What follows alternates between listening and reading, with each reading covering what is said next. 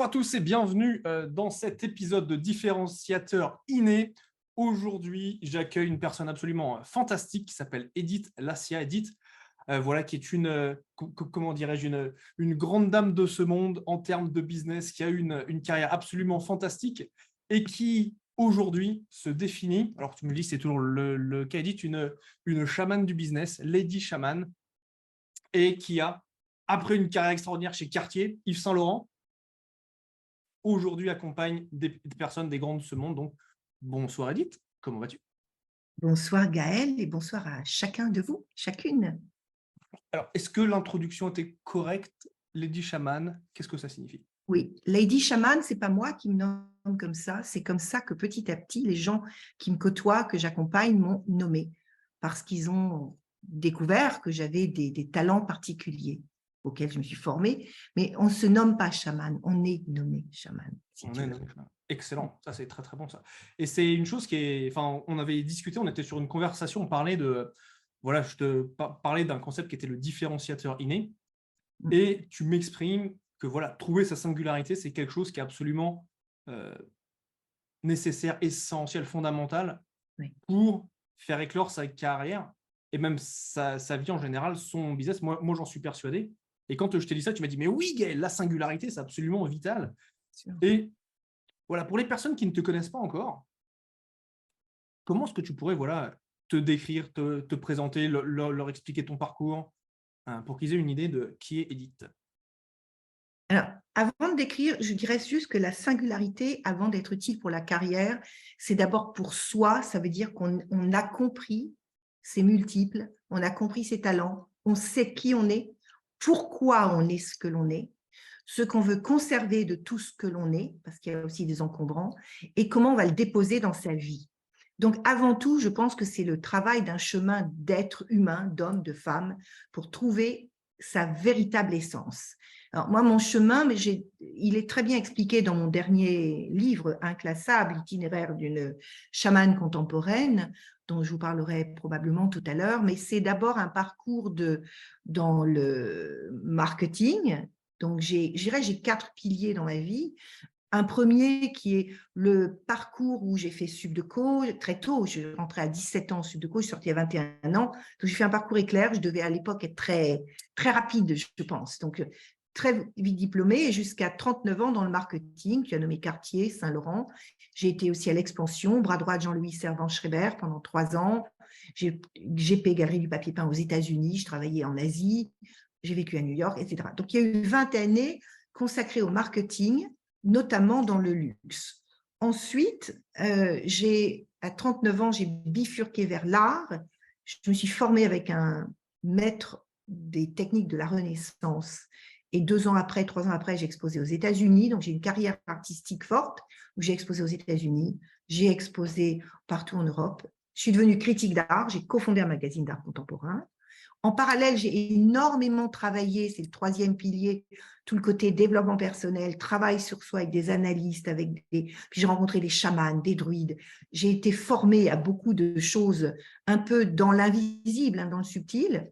Et puis surtout, j'ai fait un travail transgénérationnel important. Je me suis même formée en communication profonde accompagnée et en constellation systémique et familiale. Donc, c'est vraiment les 4 piliers de thérapeute, on va dire chaman, mais avec une vision très singulière qui est la mienne, professionnelle dans le marketing et toute cette partie artistique.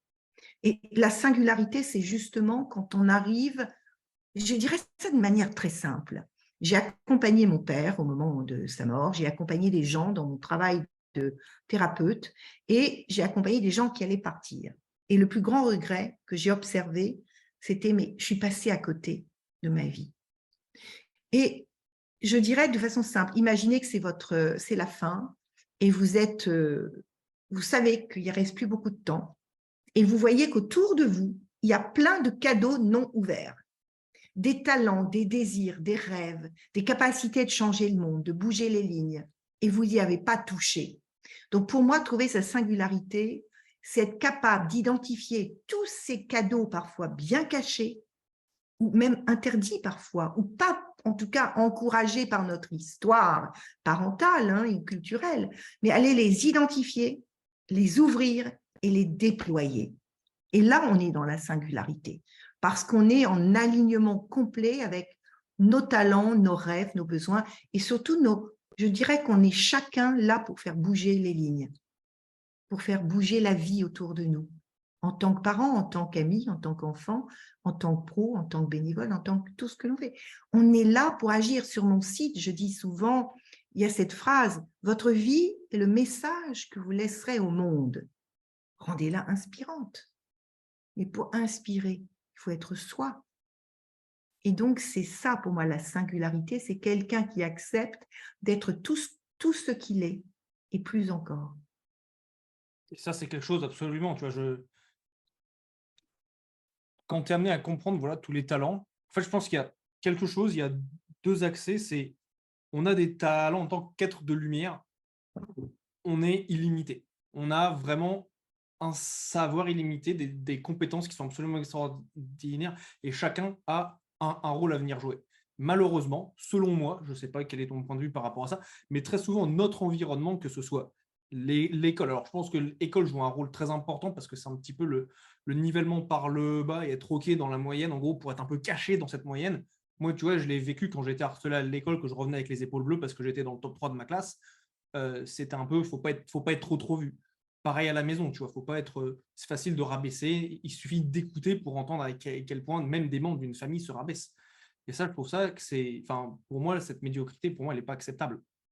Et dès que cet environnement, donc comment est-ce que toi, tu as réussi à passer outre cet environnement, que ce soit familial, que ce soit scolaire, que ce soit éducation, que ce soit la société qui pouvait t'entourer et qui, par défaut, est toqué vers la moyenne. C'est un peu, tu sais, la métaphore du panier de crabes. Je ne sais pas si tu la connais, cette métaphore du panier de crabes, qui, quand tu mets des crabes dans un panier, en fait, dès qu'il y en a un qui essaye de s'en échapper, il se fait tirer vers le bas par les autres. Ouais. Alors, moi, j'ai eu une chance, une très grande chance, c'est d'avoir un père qui croyait profondément en moi, qui m'avait écrit quand j'avais 23 ans, que j'étais partie en Amérique du Sud en sac à dos avec $3 par jour. J'avais quitté mon premier job, j'étais partie parce qu'il fallait vraiment que je jette ma gourde, mais il m'avait écrit « Ma chère fille, alors que la plupart de tes contemporaines vivent en monochromatique, tu as choisi une vie haute en couleurs. Je suis fière de toi, fonce. » Donc moi, j'ai quand même eu à la base un père qui me trouvait brillante, courageuse et qui m'incitait. Néanmoins, le même père, quand à 39 ans, je quitte après Cartier, Saint-Laurent, Descamps et des postes de haut niveau, je couvrais le monde, j'avais vraiment des… Tu vois, Saint-Laurent, c'était le monde entier pour des lignes de produits, les bijoux et les cuirs. Donc, j'avais quand même des gros jobs. Et quand j'ai arrêté pour devenir artiste, le même père, qui en même temps m'avait poussée à être différente, me dit « Mais tu es complètement folle, tu ne seras plus rien socialement, tu ne travailleras donc plus jamais. On n'arrête pas une carrière pareille. » Et mon mari, en parallèle, on était mariés depuis 10 ans, me dit « Mais écoute, ma chérie, tu n'as rien à prouver avec tout ce que tu as déjà fait. Si l'art t'attire, fonce. » Donc, je pense qu'il y a, quelle que soit notre histoire, il y a des points d'ancrage positifs et des négatifs. Moi, je me suis appuyée sur le positif. Fière de toi, fonce. J'ai foncé, même s'il ne voulait pas que je parte. Il ne comprenait pas quand je suis partie en Amérique du Sud. Mais en faisant, j'ai gagné le respect. Et quand j'ai dit non quand il m'a dit « Tu ne peux pas arrêter et passer dans l'art comme ça, tu seras comme si elle allait devenir une bohémienne, tu vois », eh bien, j'y suis allée quand même, et au bout de 2 ans, quand il a vu ce que je créais, qui partait aux États-Unis, il était scotché. Donc, je pense que le résumé, c'est qu'on a toujours quand même des points d'ancrage positifs autour de soi. Ça peut être un prof, ça peut être un parent, ça peut être des cousins, ça peut être whatever. Il faut trouver, identifier nos points d'ancrage positifs. Et puis, y aller. On n'aura pas toujours quelqu'un qui nous pousse. Et ceux qui nous tirent vers le bas, il faut dire « OK, hein ». Maintenant, quand on est vraiment dans un milieu qui nous tire vers le bas, je dirais que ça demande plus de détermination, ça demande plus de courage de dire « Je vous aime bien, mais là, votre ticket n'est pas valable. C'est ma vie. » Et dans les personnes que j'accompagne depuis des années, certaines n'ont pas eu comme moi un père ou une mère qui les pousse. Et je les invite vraiment à dire « Ok, on va voir ce qu'il y a quand même de positif dans tout ce qu'ils t'ont transmis, mais tout le reste, tu leur rends. Leur peur, leur inconsistance, leur insuffisance, même sans juger. On ne juge pas. Simplement, ça leur appartient. Et là, à partir de cet endroit, comme je disais, le ticket n'est plus valable. Donc, trouver ces points d'appui, et il y en a toujours. Et s'il n'y en a pas vraiment, les chercher, mais on en trouvera. Je sais qu'on en trouve, moi j'arrive à en trouver. Et à partir de là, c'est ce côté, oui, ben voilà, ok, ça vient de moi, mais un exemple tout bête, mais mon père a été un enfant battu pendant 10 ans. C'est un homme brillant. J'ai vraiment eu un père brillant, astrophysique, physique quantique, ingénieur au chemin de fer, tribun, qui pouvait faire des conférences. Un homme exceptionnel. Mais il avait des bugs.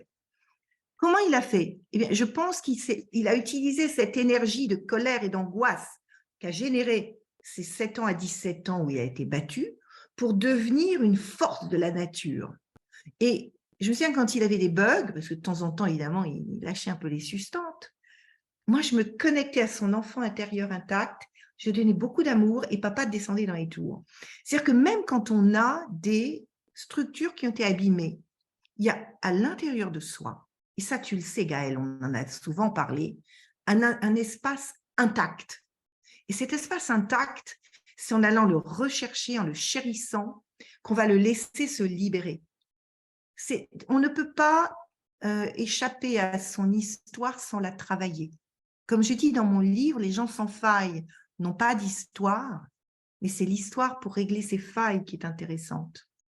Une des femmes qui m'a formée, Martine Garcin-Fradé, avait cette phrase: « Vos plus grandes blessures sont le ferment de votre excellence. » Vos plus grandes Les blessures grandes blessures sont le ferment de votre excellence. C'est-à-dire que des gens qui se disent « Oui, mais attends, elle a eu un père qui, etc. » Quelle que soit notre histoire, nous pouvons en faire de l'excellence. Avoir des gens qui nous ont portés vers le haut, ça peut aussi être difficile parce que la barre est tellement haute. Moi, j'ai eu le syndrome de l'imposteur de Madame Parfaite. Parce que je me dis, je ne peux pas le décevoir, ce père. Il m'a toujours trouvée brillante. Je peux pas dire. Néanmoins, quand il m'a dit, tu ne peux pas arrêter le marketing, je dis, bah, écoute, papa, rendez-vous dans 2 ans. Peut-être que ça m'aurait moins stimulée, je ne serais pas devenue l'artiste que je suis devenue aussi. C'est-à-dire que je me suis d'autant plus sentie engagée à réussir. Carrément. C'est subtil, tu vois, comment on transforme ce qui est, quel que ce soit. Positif, ça peut nous freiner parce que c'est lourd à porter. Négatif, ça peut nous bloquer. Qu'est-ce qu'on en fait? Et là, c'est savoureux. Et on revient à la singularité, parce que tout ça, cette combinaison un peu bizarre qu'on a tous, devient qui nous sommes.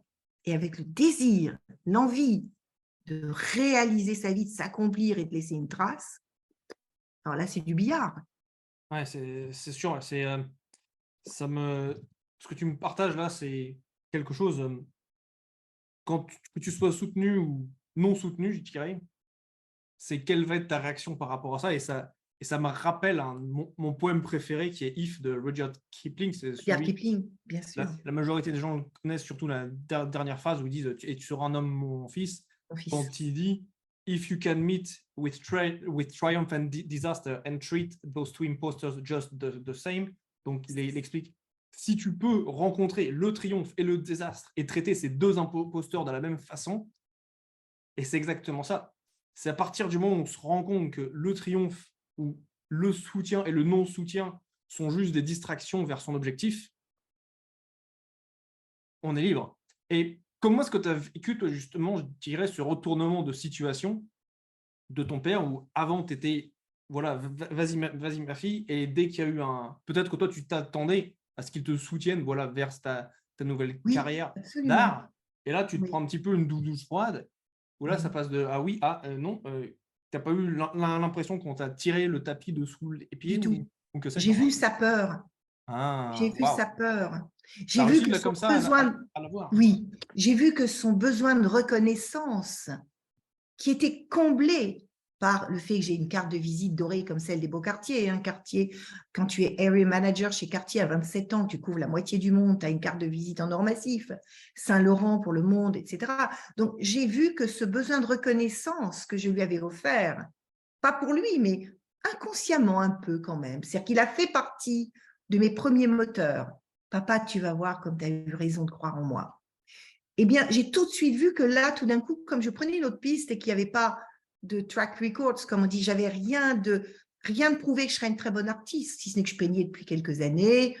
Un ami chasseur de tête était passé à la maison, elle avait vu mon travail, je faisais des grands formats, hein, 1,50 m déjà, et il m'avait dit, juste avant que je décide de m'y mettre en vrai, écoute, tu es très douée, donc j'avais la banane, tu vois, je suis très douée, youhou, mais tu es à la rue, tu n'as aucune technique. Donc, si tu veux, il m'a fait un cadeau magnifique, tu es très douée, ça veut dire qu'il y a quelque chose à l'intérieur de toi, dans l'ikigai, c'est ce qui te fait vibrer, ce qui est là, mais je ne savais pas faire. Donc, c'est là, il m'a dit, tu vas aller voir tel maître, Pierre-Yves Giannini, prend très très peu d'élèves. Si tu as la chance d'être accepté, c'est extraordinaire. Il m'a accepté. Je raconte dans le livre d'ailleurs comment, enfin, il était presque méprisant quand comment vous venez du marketing, mais qu'est-ce que c'est que ça, tu vois. Et donc, je me suis rendu compte que, pour répondre à ta question, j'ai tout de suite vu sa peur, le fait qu'il perdait des repères de confiance. Et je me suis dit, c'est pas grave, dans 2 ans, tu seras scotché. Et il a été scotché. Parce que quand je me suis retrouvée 2 ans après exposée aux États-Unis, je me souviens, la première série, il n'a rien vu pendant 2 ans. Première série qu'il a vue, c'était une grande toile de 2,20 m par 2,20 m, qui d'ailleurs est chez un collectionneur maintenant dans le 17e, entre un Mondrian, de chez Sac, et j'ai eu la chance d'être choisie par des grands collectionneurs. Eh bien, quand j'ai vu sa tête, c'est tout. J'avais refait le pont. La boucle était bouclée, ouais. Waouh. Ouais. Mais c'est Extraordinaire. vrai que ça avait été chaud parce qu'il était défait, le pauvre. C'est drôle. Et ce qui est extraordinaire, c'est que tu as toujours suivi, je dirais, cet appel à l'intérieur, Ah oui. moi, c'est ce que j'appelle, tu vois, ce différenciateur inné, ce qui est unique en toi, qui fait que personne d'autre ne l'a. Et tu as exprimé justement cette étincelle et ce feu qui était en toi, tu as laissé place à ça. Et il y a des gens, voilà, qui pourraient demander, on nous a posé la question, comment est-ce que tu fais? Comment faire face à la peur d'être juste soi? Je dirais tenter. Tenter. Ça veut dire qu'il faut quand même, à certains moments, se donner des espaces vides, des espaces où il n'y a rien d'autre que une écoute un peu subtile de ces vibrations intérieures, des signaux faibles, des choses qui vibrent en nous, des choses qui nous fâchent, des choses qui nous remplissent. Et je pense qu'il faut régulièrement avoir des rendez-vous avec soi-même, sans autre attente que d'être avec soi-même. Sentir, est-ce que ça vibre? Est-ce que je me sens en joie? Faire le point de tous les moments de notre vie où on sent qu'on n'est pas loin de quelque chose qui fait du bien. Je crois qu'il faut apprendre à réidentifier. Et c'est un peu le poème qui accompagne les 21 nouvelles du livre avec cette séquence en 21 gestes de l'œuvre que j'ai créée, qui est derrière, là, tu vois, c'est en 21 gestes, l'œuvre existe. Et je disais, se retourner sur les petits cailloux, parfois délicieux comme des bonbons, parfois piquants, avec les éblouissements, les rencontres, et puis retrouver, en regardant derrière soi, la trace de ce qui nous définit. C'est-à-dire, je pense que c'est pour ça que ce livre est utile d'ailleurs, parce qu'il permet à chacun d'identifier, au travers de ces 21 nouvelles, comment reconnaître les signaux faibles, les moments où quelque chose bouge à l'intérieur, les game changers, comme on dit, tu vois. Mais il y a plein de moments dans notre vie où quelque chose a bougé, sauf qu'on passe, on trace. Alors que si tu regardes en arrière, tu te dis, mais pourquoi ça a bougé? Ah, mais parce que peut-être que j'aurais aimé. Et là, tu vois, il faut travailler la matière. Il faut y aller. Il faut y aller. Donc, c'est vraiment prendre le temps de se poser avec Ah, soi-même. bah oui. Personne ne peut le faire à ta place. Et c'est quelque Il faut chose. du temps d'abord, et du courage, et du plaisir. Et en termes pratiques, tu ferais quoi? Tu l'écris? Tu fais Oui, des oui, oui, oui. méditations? Quelle méthodologie est-ce que toi, tu utilises pour Ah, prendre ce temps avec toi-même?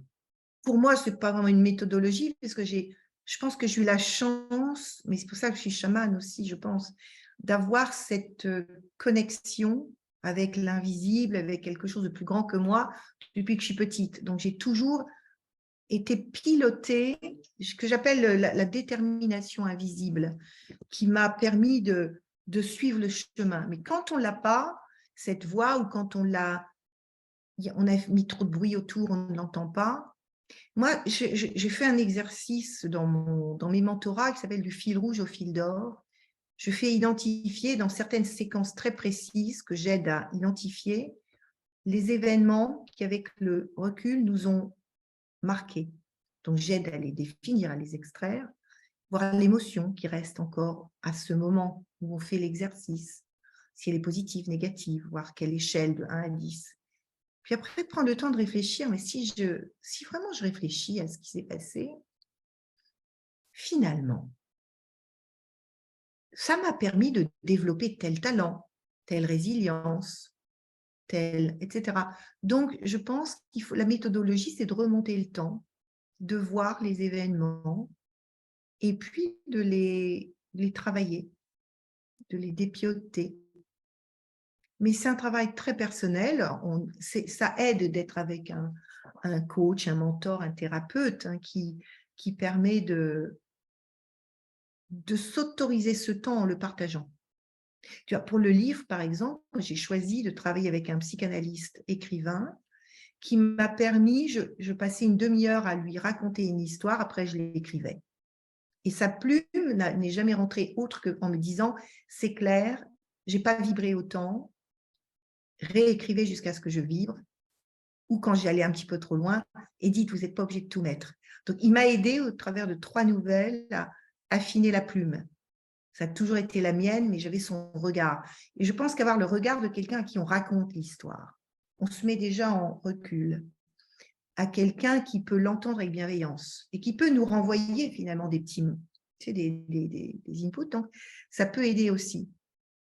Parce que seul, c'est vrai que seul avec soi-même, on peut tourner en rond, on peut éviter, on peut être dans des zones, ce que j'appelle aveugles, c'est-à-dire, oh, on n'y va pas vraiment parce que c'est chaud, pique. Que ça pique, exactement, ouais. Donc, Alors, voilà comment. excellent. Et si on zoome, donc on passe de voilà, donc le marketing, l'art, et aujourd'hui, donc tu es artiste, auteur, écrivaine, tu es aussi mentor. Oui. Quel a été donc le chemin, et même j'allais te demander, quelle est ton ambition au-delà au-delà de ça? Donc là, tu viens de terminer un livre, peut-être tu peux nous en parler un peu plus. Moi, c'est quelque chose qui m'intéresserait aussi de comprendre plus, tes activités d'aujourd'hui. Alors, aujourd'hui, mon activité principale professionnelle, c'est mentor. Je Mentor. mentore des dirigeants qui ont vraiment une conscience qu'il est important aujourd'hui de bouger les lignes dans le monde, qui ont besoin de s'aligner encore plus à leur puissance. Donc, libérer un certain nombre de freins, parfois de sentiments d'imposture, parce que même à des hauts niveaux, on peut les avoir.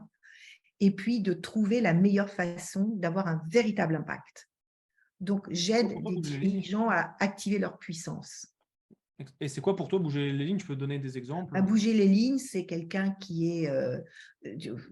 j'ai beaucoup de personnes qui sont en DG ou dans des comités d'exécutifs, des comités de direction, ou DG. C'est comprendre quel est l'enjeu de leur société dans le monde et comment ils peuvent être encore plus clairs, alignés pour avoir les meilleurs impacts, les meilleures décisions. Ça peut être comment se mettre en lumière au sein d'un groupe, d'une société, pour pouvoir être reconnu, avoir encore plus d'impact en intérieur, pour pouvoir agir à l'extérieur après. Donc, c'est comment devenir incontournable là où on est.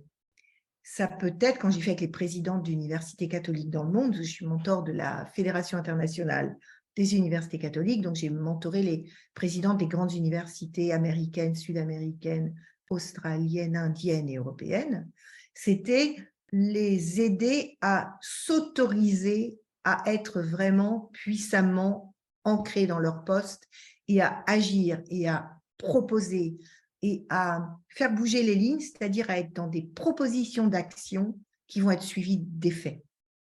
Et pour ça, il faut être à l'aise avec soi, être clair avec soi, clair avec ce qu'on a apporté, prendre les risques de parfois déplacer les jetons, ils ne sont plus au même endroit, se montrer, se révéler, se visibiliser, prendre le risque d'être assez visible pour qu'on puisse avoir envie de vous suivre et impacter parce qu'on va drainer autour de soi des gens. Ça peut être oui, c'est vraiment ça. Ou alors définir mieux un projet d'entreprise. Ça m'est arrivé. Une ancienne DG d'un grand groupe alimentaire qui devait partir et savoir vers quoi elle allait se diriger pour mieux s'accomplir. Donc, on avait réfléchi un advisory board, un rachat d'entreprise ou quel poste dans quel type de groupe. Donc, ça peut aller jusque-là, tu vois, c'est assez varié, mais c'est toujours où est-ce que tu auras le plus d'impact, où est-ce que ta place te rendra le mieux, comment dire, te remplira le mieux et te permettra d'agir le mieux là où tu veux agir. Donc, qu'est-ce que tu veux bouger dans le monde? Il y a des gens qui sont très motivés par l'humain, d'autres par la planète, le côté écologique, d'autres par, quel que soit leur sujet, c'est aller voir, moi je suis mentor principalement des femmes, mais pas que, parce que j'ai des DG, des PDG masculins, mais j'ai compris que ma place, c'était d'activer peut-être la centaine ou le millier de personnes qui, en étant plus impactants, plus à leur place, vont avoir un impact extrêmement large sur le monde. Donc, moi, j'ai compris que c'était ça. Et du fait d'être mentor, ça n'a pas été une décision, ça s'est imposé. On m'a reconnue comme telle. À un moment, on m'a dit, mais ce que tu apportes nous inspire beaucoup. Et je me suis dit, mais c'est vrai, puisque c'est là où naturellement j'ai une reconnaissance de mon audience, des gens qui me connaissent, puisque je leur donne envie d'avancer, je vais structurer mon approche pour pouvoir aider. J'en ai une trentaine par an, pas plus, parce que je n'en prends que 2 par mois. Donc, parfois, il y a quelqu'un qui se glisse en plus, mais vraiment, c'est du très en profondeur. Donc, ça, c'est mon vrai métier. Après, il y a l'écriture. Je prépare mon second livre, puisque celui-ci est accouché à la maison. Ça a été vraiment en 2 mois. Je l'ai accouché. Il a été écrit il y a 15 ans. Hein. C'est un livre que j'avais gardé par devers moi, que je n'avais pas encore trouvé judicieux de produire et d'offrir. Et je l'ai fait en juin, suite au passage d'Anne Sarkissian qui a fait le film que je vous inviterai à regarder, où on voit vraiment ce que c'est que devenir mentor. Et elle m'a dit, mais pourquoi ce livre Et voilà, je l'ai produit moi-même en 2 mois. Donc ça, et maintenant je sais que j'en ai d'autres à faire, sur comment accomplir sa véritable puissance. Ça va être ça le sujet, avec des messages de ce que j'appelle mes mentors célestes, c'est-à-dire des messages extrêmement inspirés que je vais aller mettre au cœur du livre. Et puis, je suis toujours artiste, en effet. Je suis toujours critique d'art. Je continue à écrire sur l'art contemporain.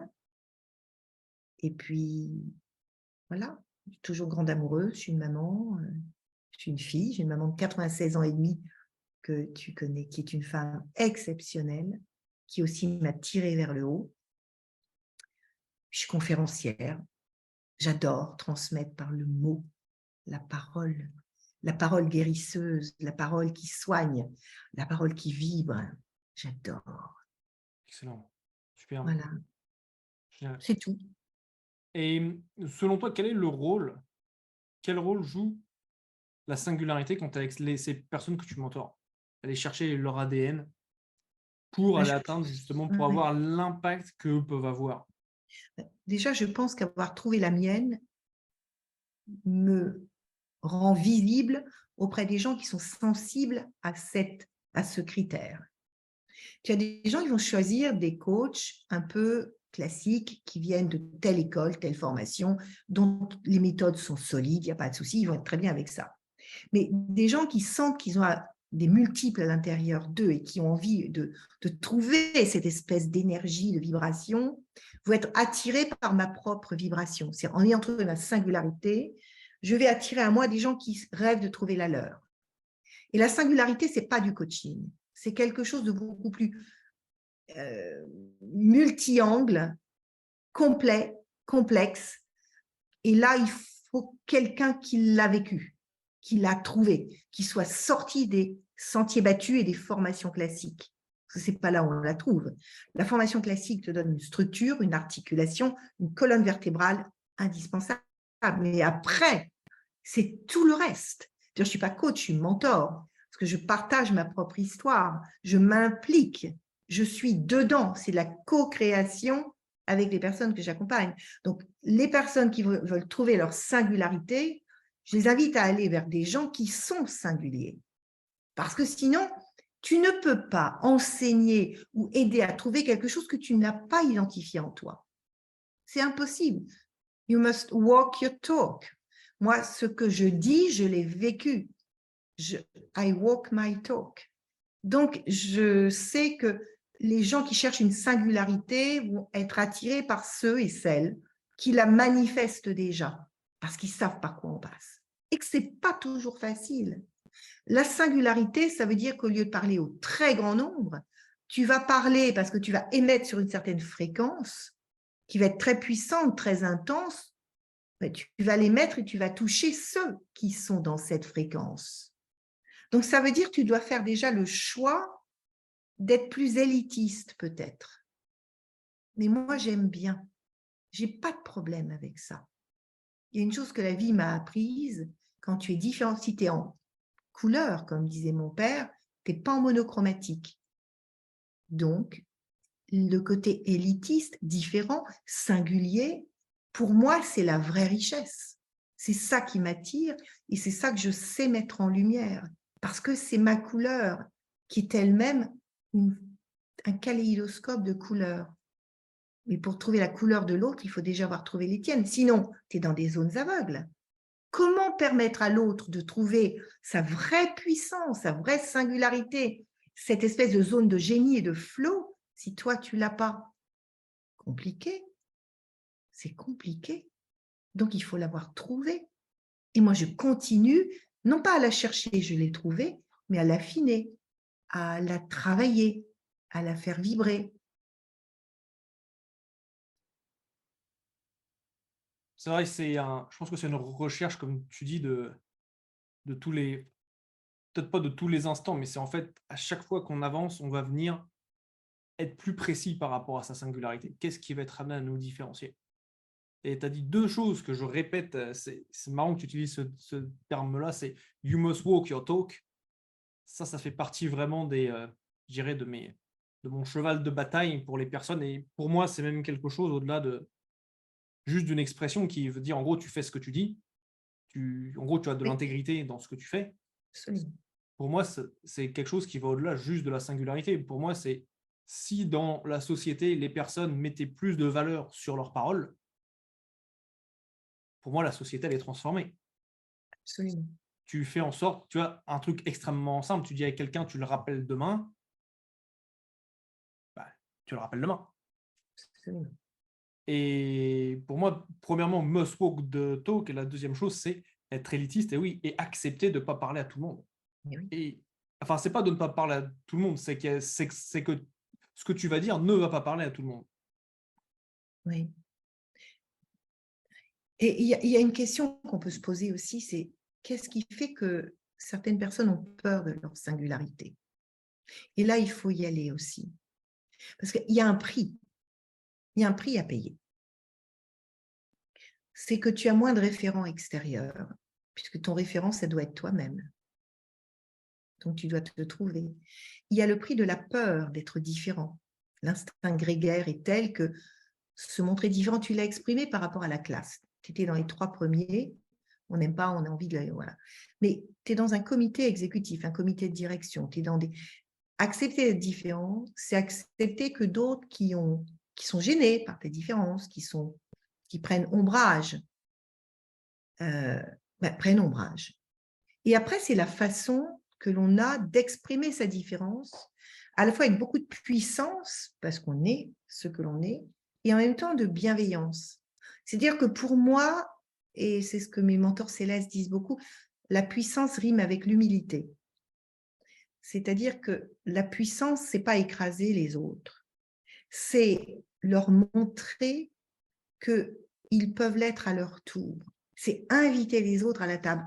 Tu sais, j'étais chez Tony Robbins en 2014, 7000 personnes à Excel, donc je passais 3 jours. On va marcher sur le feu, je n'avais jamais marché sur le feu de ma vie, j'ai adoré, j'avais emmené mon fils, ma fille, bon bref. C'est un moment où on s'était rencontrés à Londres. Et à un moment, il fait une visualisation, il nous dit, voilà, quel est votre plus grand désir? Je n'avais pas encore été conférencière à l'époque, en 14, c'était tout début. Et mon plus grand désir, c'est d'être sur scène, de rayonner sur scène en femme solaire. Et donc, je suis dans cette visualisation où je monte sur scène et il y a des milliers de personnes devant moi. Et tout d'un coup, 10 femmes magnifiques montent avec moi et je les vois dans ma visualisation venir avec moi et on se donne la main. Ça symbolise bien. Monter sur scène, c'est se mettre en lumière, c'est se mettre en valeur, c'est être visible, c'est prendre la parole. Mais ce n'était pas seul, écoutez-moi mes petits agneaux, je vais vous raconter la vie, c'était 10 femmes qui montaient. C'est-à-dire que c'était partager la puissance, partager la scène. Et ça, pour moi, les vrais leaders charismatiques savent, alors je ne parle pas des gens comme Elon Musk, par exemple, qui est aussi un très grand leader, mais dont on connaît les écueils. Bon, c'est un autiste, Asperger, c'est un type très particulier, ok, mais ce n'est pas ce que j'appelle quelqu'un qui va partager.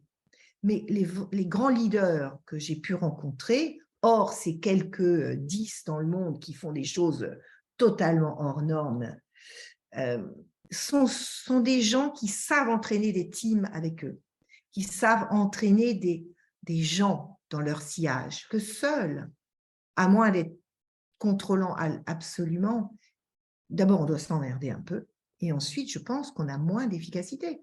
Donc, il faut aider les autres à ne pas avoir peur de se mettre dans la lumière. Il faut les aider à monter à bord. Come on board. Pour moi, c'est ça aussi.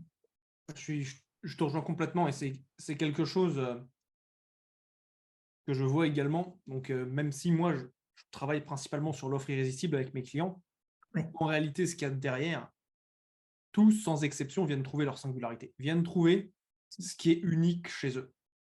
Et c'était quand même assez extraordinaire. Sur la dernière cohorte que j'accompagnais, il y avait quand même un des participants qui me dit: «Oui, j'ai écrit quelques livres, dont un qui s'est vendu à plus de 20 000 exemplaires». Je lui dis: «Tu sais que tu es best-seller?» Il me dit: «Mais non, je ne suis pas best-seller, j'en ai vendu que 20 000!» Alors que tu es best-seller à partir de 10 000 copies vendues de ton livre. Absolument. Et en fait, ce qui est assez extraordinaire, c'est que c'est s'autoriser en fait notre brillance. C'est Mais oui, s'autoriser et amener les personnes dans notre sillage.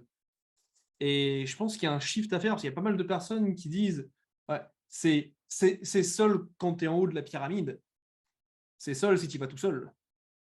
Mais pour aller en haut de l'Everest, pour monter en haut de l'Everest, tu as besoin d'avoir, une cordée. absolument.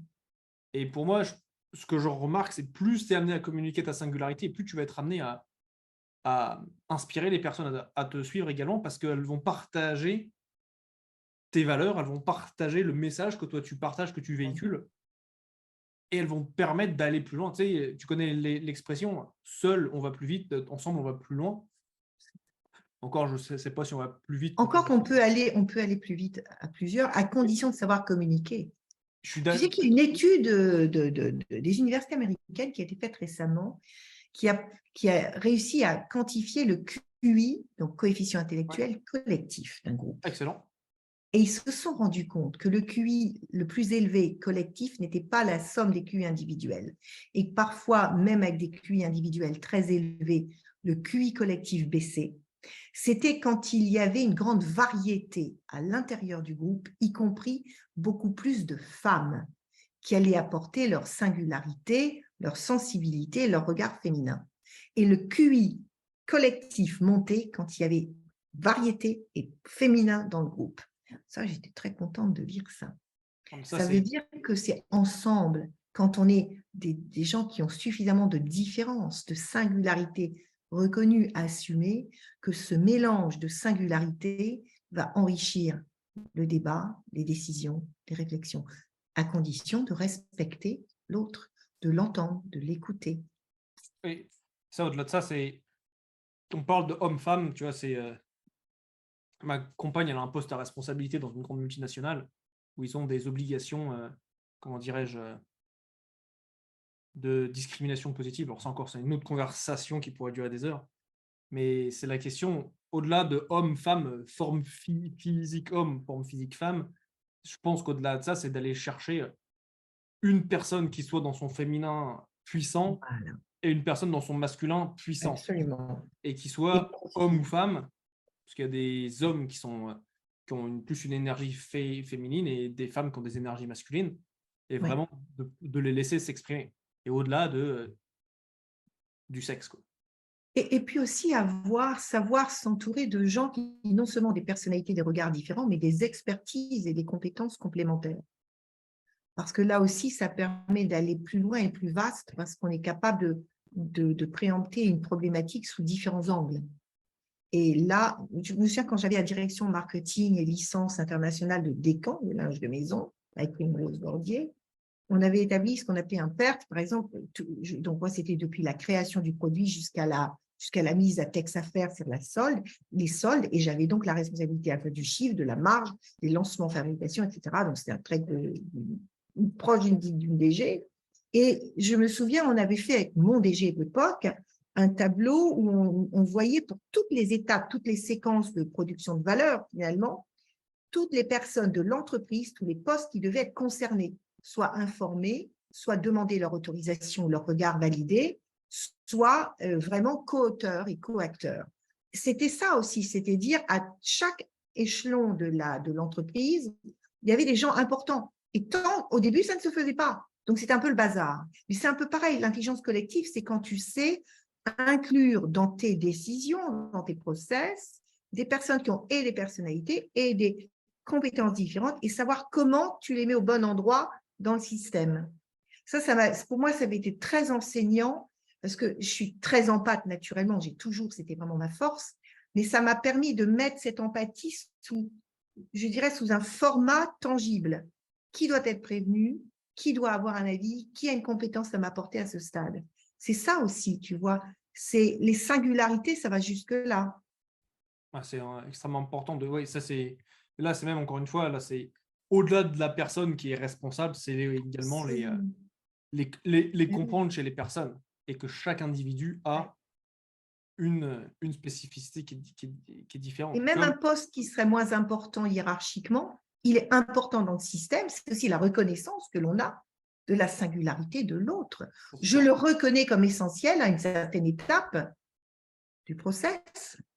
Et on rentre dans le respect de l'autre. Et singularité, c'est à la fois la personnalité, bien sûr, mais pas que. Et c'est là où c'est formidable, parce que et c'est pour ça que quand tu es solide à l'intérieur de toi, tu n'as pas peur d'être démasqué, tu n'as pas ton syndrome de l'imposteur, tu as réussi à le gérer, tu n'as plus peur de mettre chacun à sa place, parce que tu n'es plus en danger. Et la grande peur de beaucoup de gens qu'ils se mettent un peu en posture haute, c'est qu'ils ont peur ou d'être démasqués ou de ne pas être reconnus dans leurs valeurs. Moi, c'est ce que je fais dès que j'ai un mentorat, c'est aller restaurer la véritable légitimité profonde. Et j'utilise l'ikigai là-dessus, c'est un outil extraordinaire. J'utilise l'ikigai pour aller trouver la légitimité professionnelle, par exemple.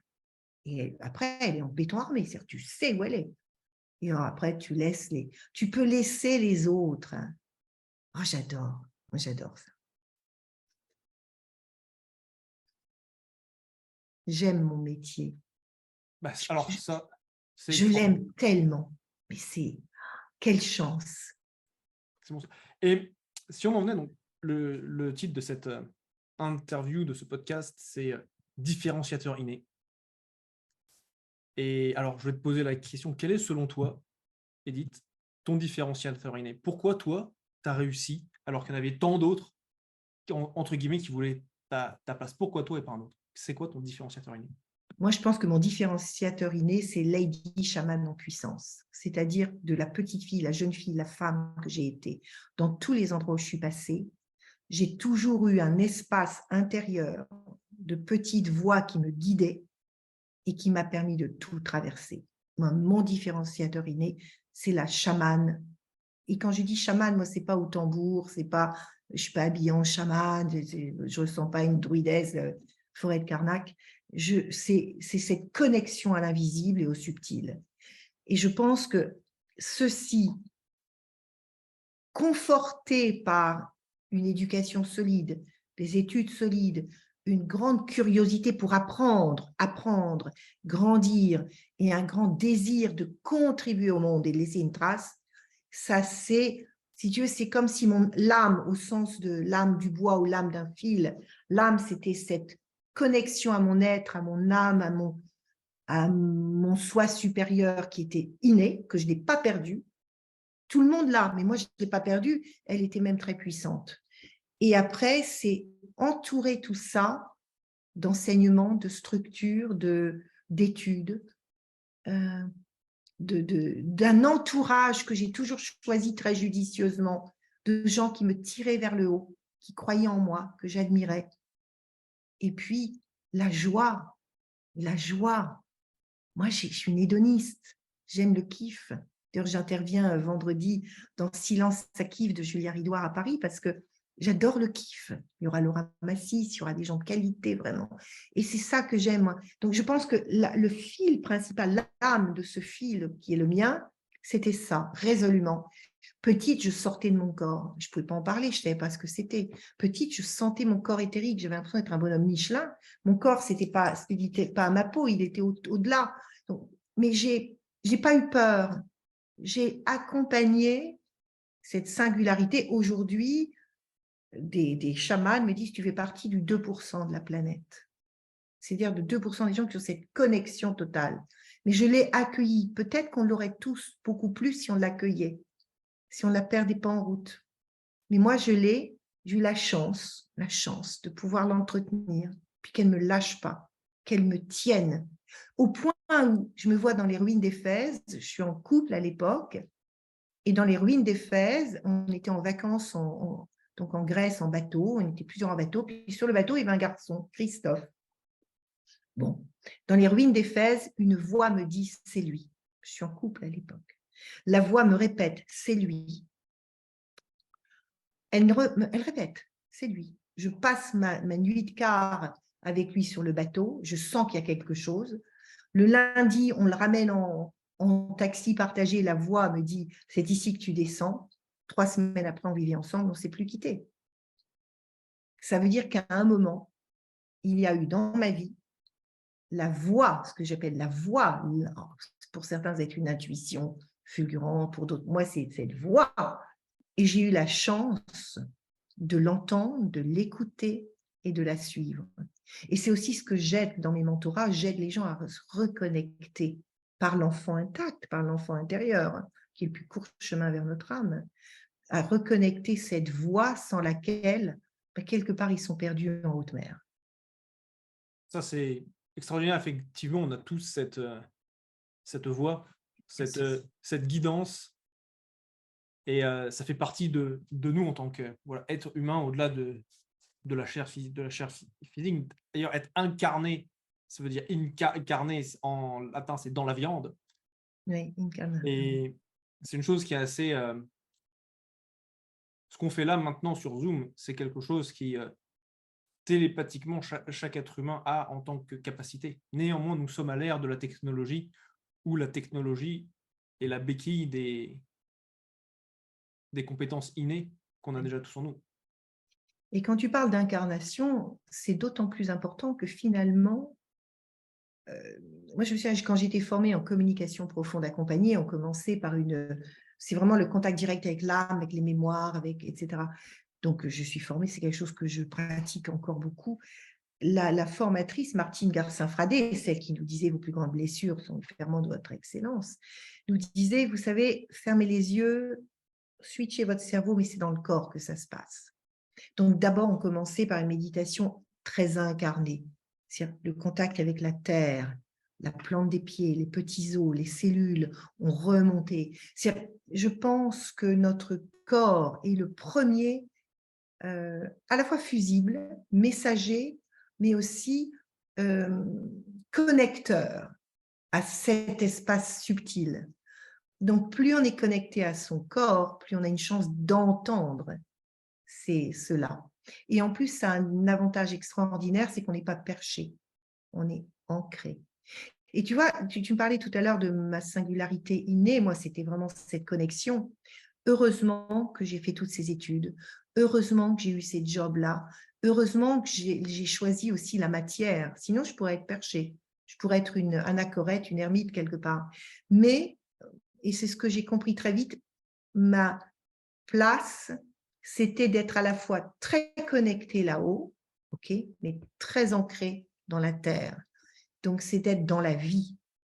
Dans la vie, c'est cette passerelle entre deux mondes, un monde matériel, qui est ce qu'il est, et un monde spirituel. Absolument, et c'est tellement facile quand on rentre dans le monde spirituel de rester dans ce monde spirituel et d'être perché là-haut. Ouais. Et l'importance d'avoir le bon équilibre, absolument, ouais, pour moi, il est vital. Euh, ce que je te demanderais, je vois que ton livre est derrière toi, est-ce que tu serais OK de nous lire un passage, une page, ou que sais-je, je sais que tu as une très belle plume. Eh bien, d'accord. Est-ce que ça te dirait, bah, Volontiers. parfait. Puis ensuite, tu nous diras aussi comment se Oui. procurer le livre. D'abord, peut-être juste, je ne joue pas au tambour, ne m'entoure pas d'attrape-rêves. Mon apparence est tout à fait urbaine, voire élégante. Et pourtant, on m'appelle depuis longtemps Lady Shaman. J'ai un lien direct avec l'invisible. Ma vision du chamanisme s'exprime en termes simples. Mettre notre espace intérieur en résonance profonde avec l'espace extérieur pour retrouver une paix intime, le sacré en soi et hors de soi, et atteindre une forme de grâce, une connexion sans limite, quantique, avec l'autre et avec l'ailleurs. Ça, déjà, c'est ma définition de la chamane. Ensuite, je dirais juste peut-être le prologue. On ne vit pas la vie des autres. On ne vit pas sa vie pour les autres. Je me suis longtemps glissée dans les attentes partiellement formulées de mes parents, puis de celles de la société et du monde qui m'entourait. J'y cherchais une forme de reconnaissance, de validation. Les schémas familiaux construisent souvent une grande partie de nos vies. Mais est-ce qu'ils construisent nos rêves et nos désirs profonds?